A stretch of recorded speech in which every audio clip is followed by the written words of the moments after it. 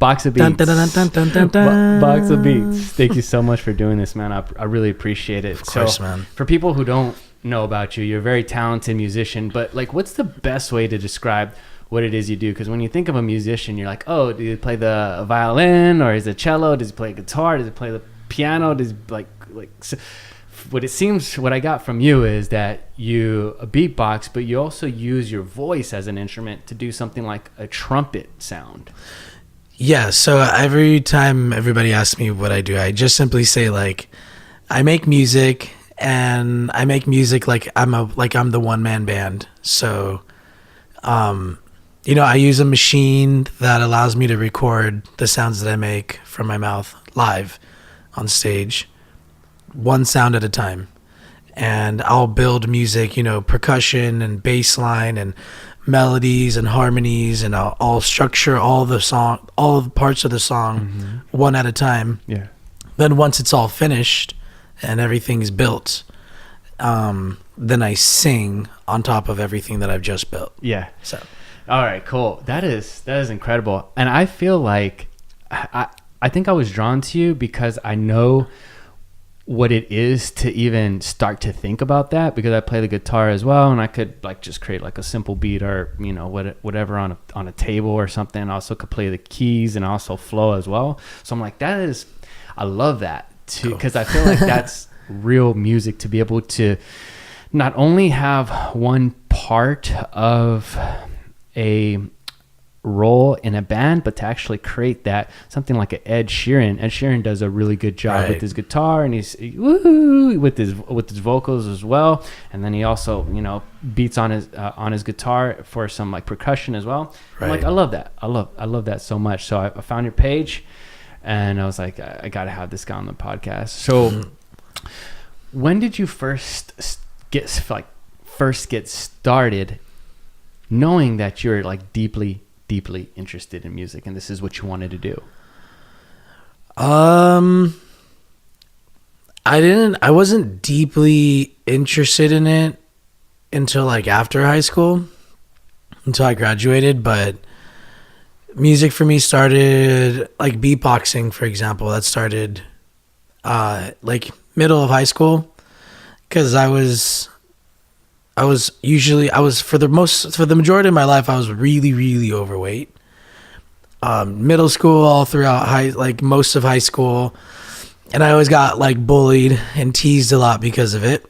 And so one day I saw this video of this French beatboxer who was auditioning for like a talent show. And he was huge, like morbidly, he's huge. And they were kind of like, it seemed like the judges were kind of giving him like looks before he even did anything. Sure. And so he started beatboxing, and then just kind of blew everybody's minds. Mm-hmm. And then they all just like fell in love with him, and I kind of realized like they don't care what he looks like, they just like really like what he does or appreciates what he offers. So I kind of adopted that concept, because I was like in the same situation. Like I was always being judged, and I was really heavy.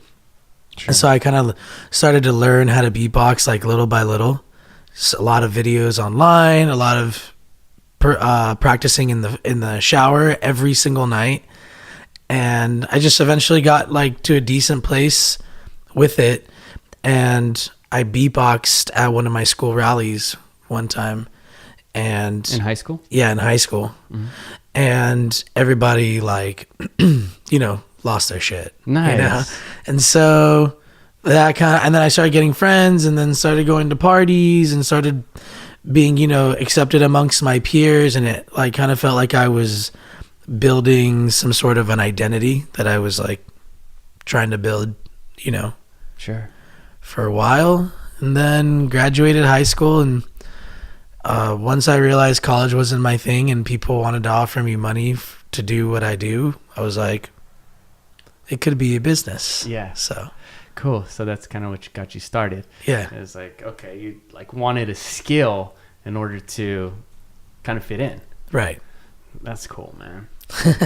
Yeah, that's cool. And then it's funny to see that the French guy kind of inspired you, And then kind of the same thing that happened to the French guy happened to you. Right, exactly. Everybody lost their shit. Exactly. It was exactly the same thing. It was, yeah. That's cool, man. That's cool. So that's how you first started getting into music. Now, through all this, so you learn to start beatboxing. What comes next after the beatboxing? Is there technical skills that you have to learn with certain like music editing software? No, it's like, I mean, beatboxing, I'm in no way, shape, or form like, there's some beatboxers out there that are just like, you know, they dedicate their entire life to it. And, you know, they have the recognition that they have and they get to travel and it's who they are. But I didn't want to necessarily be remembered or like be known as like a beatboxer. Sure. I'm going for like an artist. Yeah. So after I learned how to beatbox, like it was just a matter of like getting better at it, you know, like being able to really, really master like what I did know. And I knew I never wanted to go so much farther as to like learning every aspect of it and mastering every aspect of it. Because there's like musicality for beatboxing and then there's technicality. Those are like the two genres that people do when they're like beatboxing. What's the difference between them? Musicality is more just like it's more like simple vocal percussion, but like being able to incorporate sounds and melodies. So it's like more of like you're playing. It sounds like more what would be compared to as a song rather than just a beat. Sure. And technicality is like trying to do the most sounds and the most like tweaks and stuff with your mouth to make like the most weirdest sounds or the most technical sounds. Okay. And like trying to do it as fast as you can. You know what I mean? So there's not really like kind of melodies to it. It's just a beat. There's just percussion. Gotcha. And yeah, so. Okay. All right. So you learn to like almost like master your skill. That's your next step, is you're trying to just get better at beatboxing. Right. So when you're finally at this place where you're like actually good or you feel confident with your beatboxing skills, when does Box of Beats start to think up ideas of street performing? Or was that something you started doing right away from high school? You're like, I just love performing.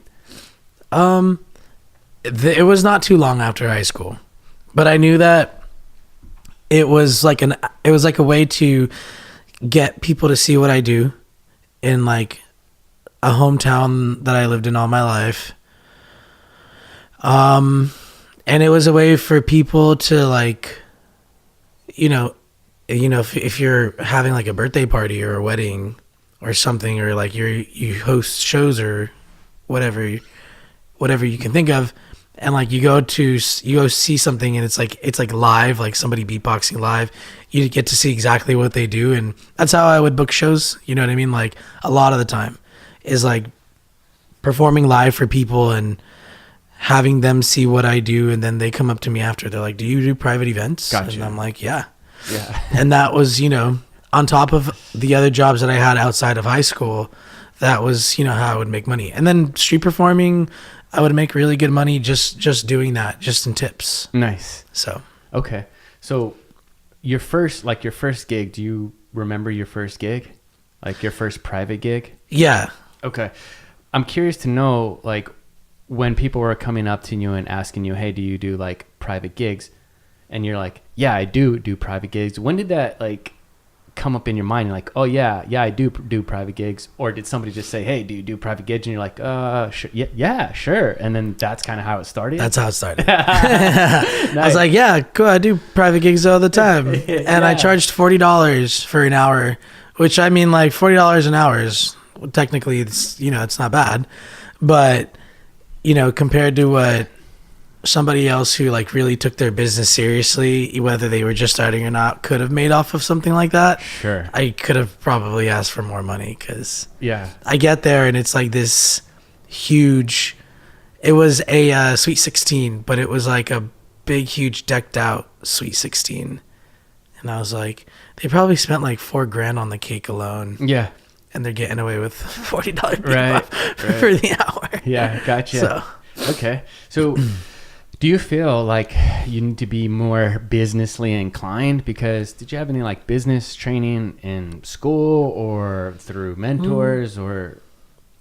yeah, I took a class called Academy of Finance. So, I mean, money wise, that was more of like accounting kind of, Sure. skills for accounting. Yeah. But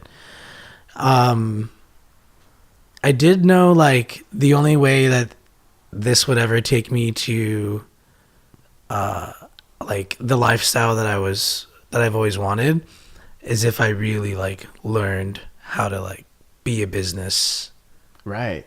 with it. Yeah, absolutely. I mean, I feel like so many artists have the creative capacity to create the product or the service, but then how do you market it, or how do you sell it, or how do you do these different things that help you to earn income and support your lifestyle Right. and what you want to do, right? Because you were telling me before the podcast that you had jobs and then, it just didn't work out for you, and you just like, I'm not going to work for anybody else again. Right. I'm going to work for myself. Yeah. So I have friends who are entrepreneurs, and I know a lot of people who are entrepreneurs, and it's no easy task, man. It's no easy task to get by on what you believe is your dream, what you believe is your passion. So how's that journey been for you?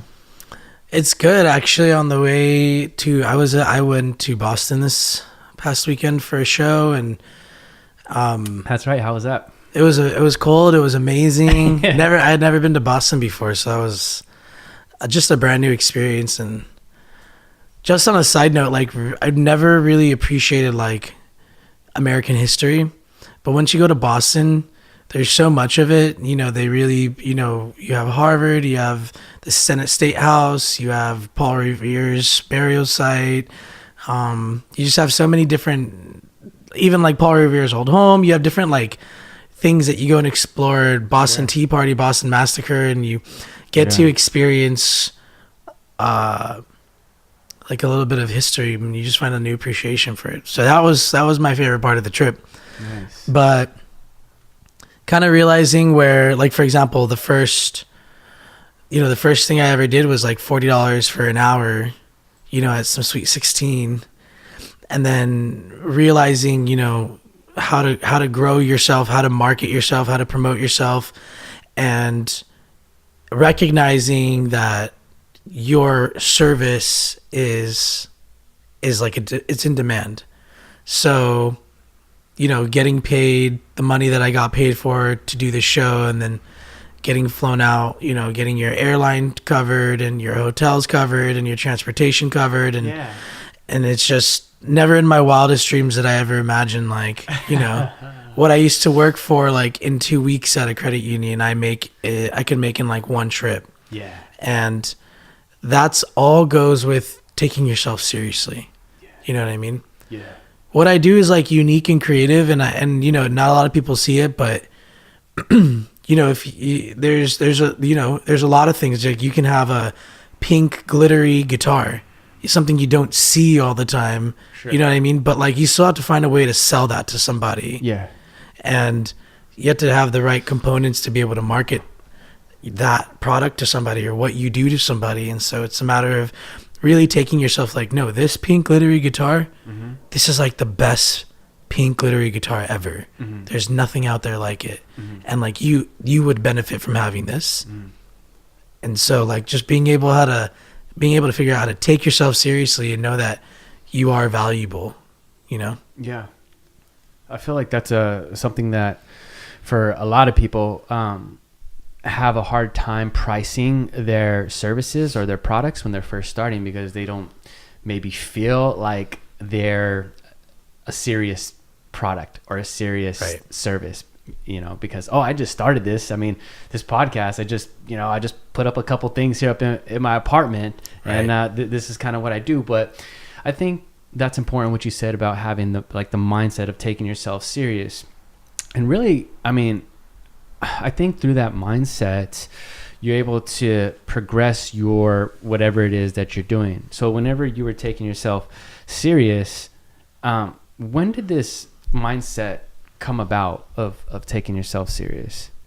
Like, when did you start to take yourself serious? Right after high school? When I was broke. When you're broke. When I got fired from the credit union, and I was like, I'm never going to work for somebody again. And then, realizing that I still had the rest of my life to live. And it's just like, for me, it was like a kick in the ass. I made good money street performing, and I was making even more money street performing every weekend, but like also getting paid from the credit union. Sure. And then also, like, when you open credit cards and loans, and you get bonuses every 2 weeks. So I was pulling in really good money. But because of doing that for so long, I was able to like save money. Gotcha. To be able to kind of live off of for a little bit. In 2015, I had a surgery in my throat. I had a cyst that it grew in my left cord and it ruptured. Oh, no. And so that, I wasn't able to do music for a really long time. So that's where all my money went, that I had saved. But I knew that once I recovered, like, this is really like every day I wake up, I'm starting at 0. And it's up to me to like bring that number to a certain number or stay at 0. You're talking dollars? Dollars, right. So you, as an entrepreneur, every day you wake up, like, you start at 0. Yeah.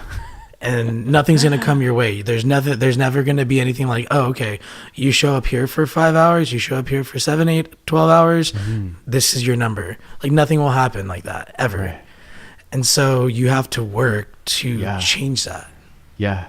And so that's for me, it was, getting fired and realizing that, my money is valuable and my time is valuable. And the only way anybody else is going to take that seriously is if I take it seriously first. Right. And then prove to them that I'm serious. Right. So once you got fired from the credit union, you were already doing street performances while you were at the credit mm-hmm. union. Yeah. So after that goes, were you also doing private gigs as well too?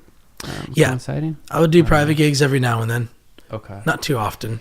So where are your first street performances? You mentioned downtown Burbank. Downtown Burbank, that was where I first started. How do you just go there and you just start doing your thing, or you have to set it up with the city, or who do you get in contact with that? My old buddy Tanner and I, we were just eating at Chipotle, and then I was just like, I should come street perform down here, because I always saw like other street performers down there.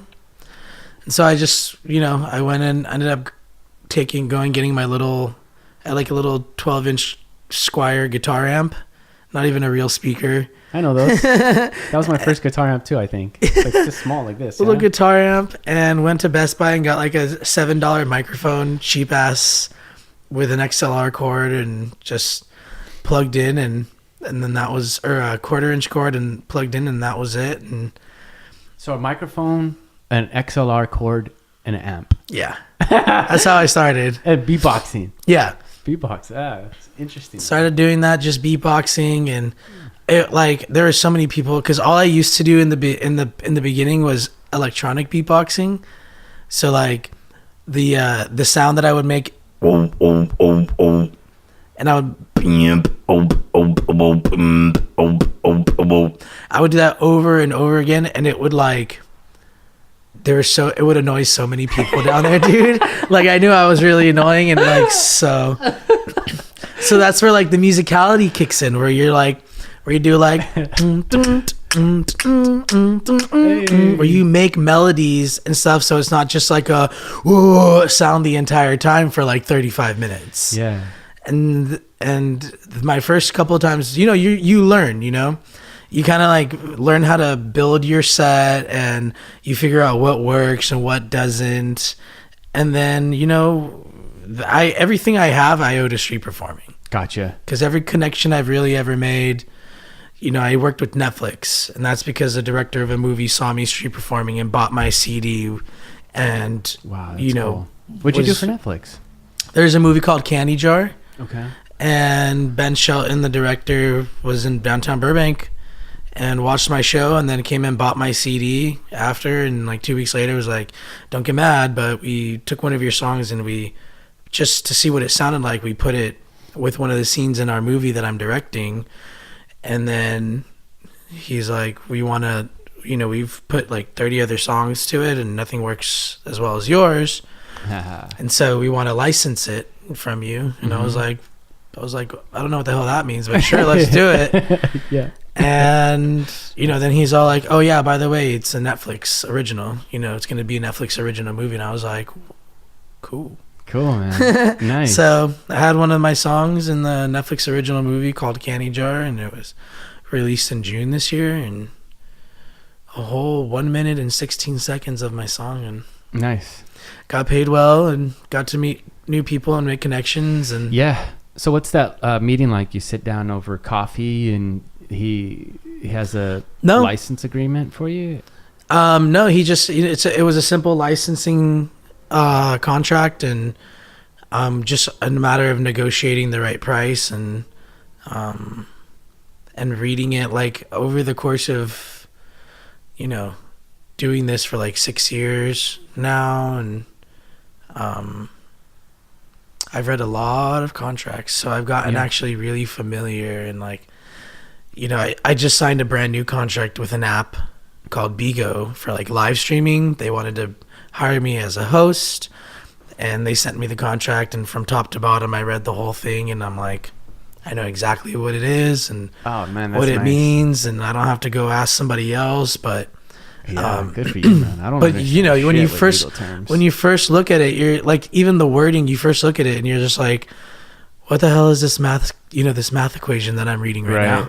But it's just a matter of sitting down and like really taking the time, to break down each section and understand it completely. Gotcha.